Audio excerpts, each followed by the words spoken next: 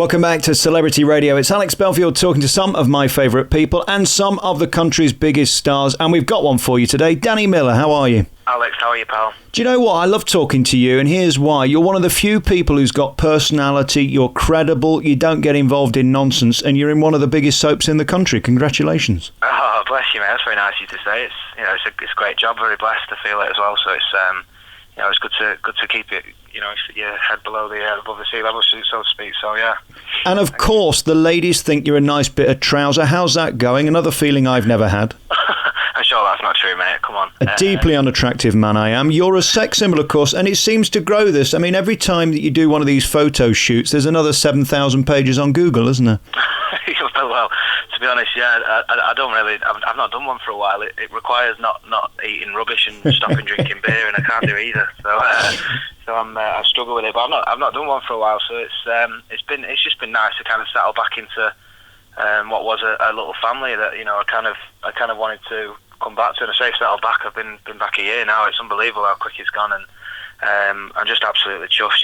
It was the right decision from the off, and I just settled back in like I hadn't left, and I absolutely love it, mate. I've told you plenty of times and seen you out and about that it's just a brilliant place to work, and it's so family orientated. It helps everybody in every walk of life. So I love it to bits. I think it's a Yorkshire thing. The fact that you're not involved in the London nonsense, you're up there, you're sort of a family by yourselves. It is a community, and if there were big egos, they wouldn't survive, would they? No, absolutely. I mean, they've been and gone here, and the thing is, like, people don't have time for it. The thing is like we're filming 70 pages of script a day, which is like 15, 16 scenes, so we don't have the time for people to be hanging around and seeing who's got the biggest ego. It just doesn't work here, and that's why there just aren't any egos here, and everybody's just out to make the show the best possible way we can.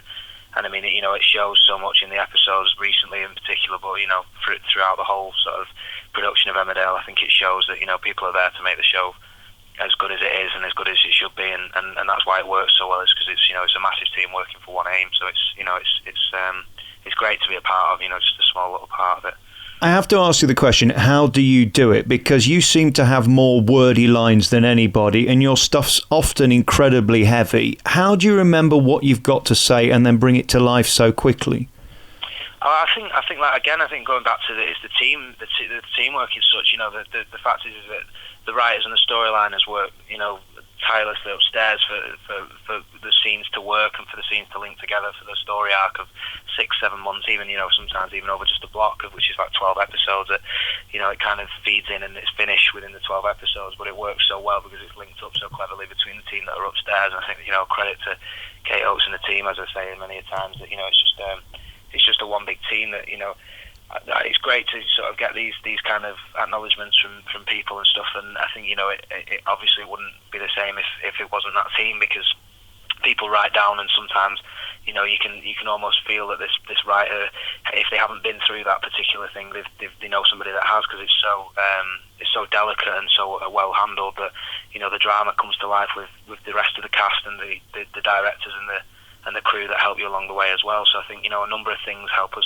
play out that drama really that really comes to light on screen. I think that's with the directors, the writers, the storyliners, and everyone that works around it to make it come on screen is they do a great job. And for the fact that we do 6 episodes a week, and 5 nights a week we're on, it's incredible to think just how much we actually get done. And like I say, that's just one big machine that's going round and round, and you're just a part of the cog in the wheel, so to speak. So yeah, I like I say, I love it, but it's a team behind the scenes that don't get the acknowledgement they should do, really. And it's a job. I mean, it is hard work, and you're doing it night in and night out. I wonder, when you get home, do you watch yourself, or have you had enough by that point? I'm usually not home in time.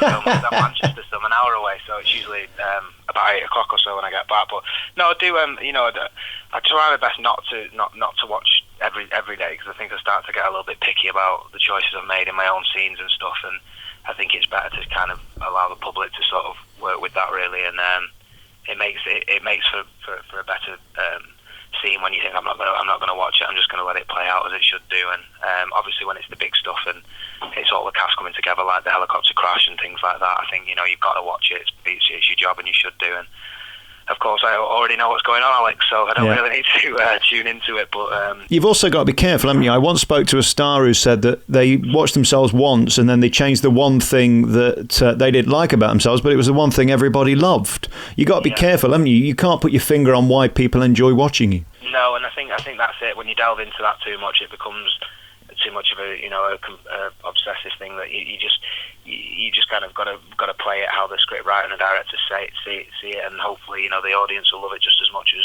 you do making it, and more often than not that's the case. But sometimes I watch it and that's where I get frustrated with myself because I've made a particular choice that I wish I hadn't. So I tend not to, but the thing is it's out there now, and you've just kind of got to watch it from a viewer's point of view, and I think that's my favourite bit, is kind of watching it when I know I'm not in it, and I can watch from a viewer's point of view, and enjoy the other storylines from the other cast, and it's always a great little boost for them when you see them say great stuff on screen last night, etc. And if you keep in touch with the show as well, I think it helps. You want to be more like me? I could spend 4 or 5 hours a night listening to myself. I love it. I think. Well, you've got a good voice. You've got a voice. Yeah, and a face. Do you know what's amazing about you is when I look at your CV, there was a point where you were about to leave the business and go and be a builder or something, and here you are in 2015, Best Actor. Was that ever really a possibility that you were going to give up? Because that's remarkable. Yeah, definitely. I mean, before Emmerdale, I was blessed with this job. I mean, I was 17 when I came into it, and to think back of how young I was when I was actually saying I was going to be, leaving the industry is absolutely ridiculous. I mean, I know people now that are 40 odd that really struggle to work and they still enjoy it when they get the odd job here and there. So for me, it was a bit naive of me at a young age there to say that kind of thing. But obviously, you say it's in the press and it's done and dusted. But I was at a point where I was getting that many knockbacks and I hadn't had a regular job or a big job that I could kind of go, this is why I'm doing it, because I'm an actor, and I hadn't had anything until Emmerdale came along. And I think, I went on holiday after the first audition, and I was only told it was like 3 episodes, and then when they told me to come back off holiday, and I didn't want to, I was told it was 3 episodes, but my gut feeling was to come back, and a friend of mine gave me the right advice, and I got on the next flight, came back to the audition, and she said, it's for 6 months, this contract, possibly a year. So I was like, oh. Wow. So then I started panicking, but then what I didn't want to do was then allow that panic and nerves to overtake the audition, which brought me back, because they enjoyed my performance of the edginess, roughness of it, the audition before, and I think it was the fact that I didn't care about it in a way, but that sounds not in an arrogant way, more of the fact that I wasn't desperate for the job, and I think that was what was knocking me back a lot of the time before, was that I was desperate and too over keen for it, and that made people kind of always a bit keen, and I think it was that laid back thing that they thought would suit the character, and I've never looked back. It's just a fantastic job, and I wanted to go out and do stuff as well, which I did at a young age, because I wanted to experience it and say I'd done it, and I did it, and it wasn't necessarily for me, and I was lucky enough that they wanted me back here just as much as I wanted to come back to the show as well. So you did a small part in Coronation Street before you did Emmerdale, didn't you? You've done your bloody research, haven't you? Yeah, I did. I actually got down to the last couple for a part years ago. It wasn't a major part or anything, but it was just you weren't going to be Roy, were you, or something? That would have been marvellous. I was going to be Roy's long lost son. No. I can't remember what it was. I think it was a mate of somebody, but I was like 15, and they called me back for it, and they said, "Oh, do you want? You didn't get this part. Would you want this part?" So I was like, "Yeah, great, Coronation, offered me a part." I got there, and it was a walk on 3, which is like literally just walking onto it and saying cheers, mate, and walking off, and that was it. To think you could have been Norris's love child, this is depressing. It can happen, so can't it? I could be Norris. Yeah. I think just bang the glasses on, a bit of a stutter, and there's still time. Yeah, you never know. My auntie, who's 107 years old... See, that's believable. It's the realistic age, 107 these days. I heard someone the other day it was 112th birthday. Is that right? Takes some blowing out of the cake, though, doesn't it? Well, yeah. You know, the thing about you is you're able to do this pathos and this sort of tragedy with Aaron that is so rare. How draining is that when you have to do this scene after scene where you're crying, you're emotional? I mean, it must be easier to be one of those characters that's just doing nonsense all day. Is it exhausting? Yeah, I mean, I think the exhaustion, a lot of it comes from the waiting around. I think people think that actors have kind of got this lifestyle that's like, it's a wannabe lifestyle, and it's definitely not. There's a lot of waiting around, there's a lot of mental game with it, the fact that you've got to remember your lines anyway, but then wait for an hour until you're back on set to do the same scene again in a different a different camera angle or a different setup, and it kind of, it can throw you, and your brain's got to stay on it all day, and that's the difficult part. I think that's where the exhaustion comes from. For me, when I'm in it, and I enjoy doing the dramatic stuff with the emotion and stuff, and like Lucy and Dominic, the guys I usually do, Chaz and Paddy, who I usually do most of the emotional stuff with, are just so great to bounce off that, we kind of look at the time and go, oh God, it's 4 o'clock, we're nearly done, and I think that's what bodes well for such a dramatic scene, is that we're just completely in it, and enjoying it, and, that's not kind of a posh, snobby kind of actor, that's just, the fact that there's the three of us in a room and we're really sort of playing our trade sort of thing, and we love it. Can you walk out of Aaron's role within a second of leaving that studio, or does it take you time? No, I mean, I think most people here, to be fair as well, I think they're very good at kind of switching it off. I think when you shut the studio door, you've kind of got to, really, because otherwise it takes over your life and it becomes something that's, that it isn't, and it becomes stressful, and the job really isn't. It's a great job to have, and it's something that, you should feel blessed to have, and I think, again, loads of people do here, and that's kind of what goes well for a good cast and a good team, and I think that's, again, it's shutting the studio door and just walking out of it and thinking that's the end of it, it's done and dusted. And I'm quite good at kind of saying, that like when the guy says cut, that's it, and we're done and we're dusted, we're wrapped for the day, then I'm quite good at dropping it, and like I said, I think you have to, really, otherwise you become crazy with it. Yeah, you would. You become mental. And then I wonder, when you shut the studio door but people still know who you are, does that ever become normal? I wouldn't say normal. I mean, I think it's still strange that people kind of, just recognise, and sometimes you just often forget if you're in a daze and you think, oh, they're looking at, God, staring over here and pointing, and then you go, yeah, cut the TV thing. But I think, so long as people are polite and stuff, I'm always happy to meet people. I think it's great, like, I used to meet loads of people when I was younger, the stars and stuff. Like, football's always been my thing, but meeting Coronation Street stars when I was younger and stuff, it made my day. And you have to always have that in the back of your mind that you're making the day. And if you are in a bad mood, just put on a fake smile, get your arm around them, have a picture, and leave you alone. Then, and that's usually how it's done. But I don't think you'll ever get used to it. I think it's very strange that it kind of happens as a norm. Really, I think that's the strange thing about it. But here's a question for you then. I can give you a career as an actor or 1 year in the Premiership as a footballer. Which would you take? Oh, you're horrible. That's a horrible question. I'd probably, do you know what? Just for the sake of my lifestyle, because I like to go out and have a beer at the weekend with my mates and enjoy it. I'd go for the actor, because you can put on weight and lose a bit of weight and go to the gym and do what you want. Whereas football, I think it's, and especially only a year. I mean, what's happened to me for a year? Have I broke a bone? Am I out of the, are they joking? But no, I'd take acting. It's my trade. It's what I enjoy doing. It's what I've always thrived to do. So that'd be it. But it's tempting. A year's football. I could probably make enough money in a year in the Premier League to retire and make my own thing. So it's a good question, but I'd stick with the actors. All right. And it's interesting. I mean, the last time we spoke, you were at the height of Emmerdale in 2011. You then left and you've come back, and you're back at the top again. You've just won the Best Actor. How thrilling is it to stand on a stage and be awarded that? Because you are literally up against the rest of the business, aren't you? Yeah, absolutely. I mean, it's always overwhelming for a start, because I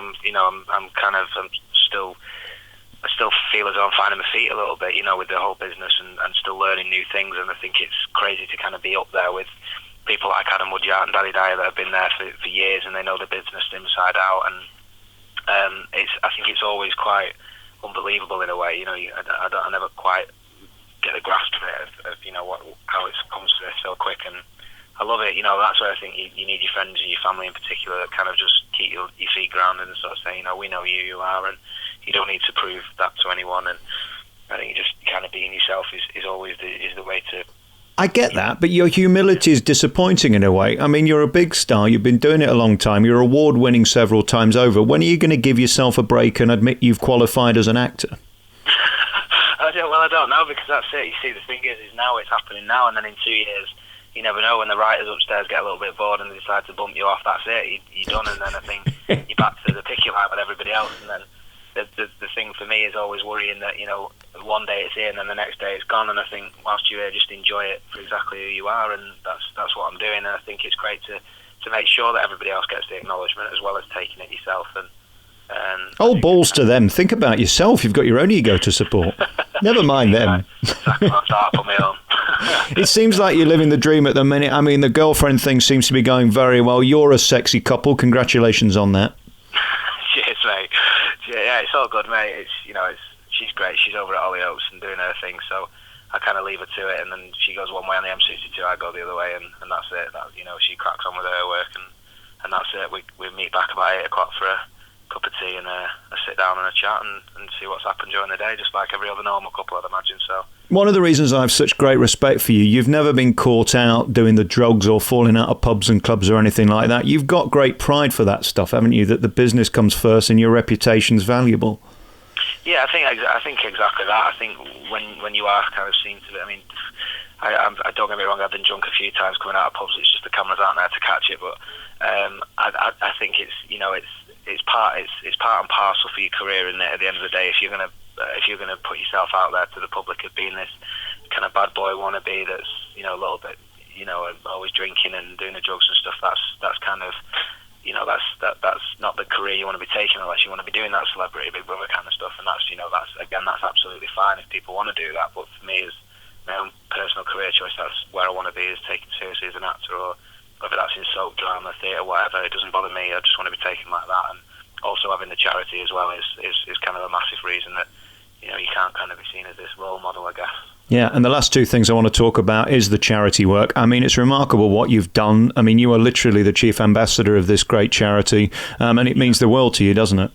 It does, yeah. I mean, God bless Gavin Blythe was here when we did our first interview, and we were talking so highly of him, and it was just one of those sad things that he was taken to early through cancer, and what I saw was the family kind of disappear into the background, and a lot of people kind of naturally mourned for the widow and kind of cared for the widow, and which is obvious, but I mean the kids as well is something that kind of get put in the background. They don't understand it for a start, but also the fact that mum's kind of getting all the attention or dad's getting all the attention, and they want a little bit, and I wanted to create something that would make us able to get that family back together as a unit, and whether that be abroad in Spain somewhere or down at the Centre Parks down at the bottom of Cornwall, something that was just going to create a little family vibe for them, so no one could dip in and mum or dad could take control of the situation and say, look, this is it, this is how it's done. And now we've got a bereavement school of counselling groups, which is headed up by Kelly, our brilliant bereavement counsellor there at the charity, and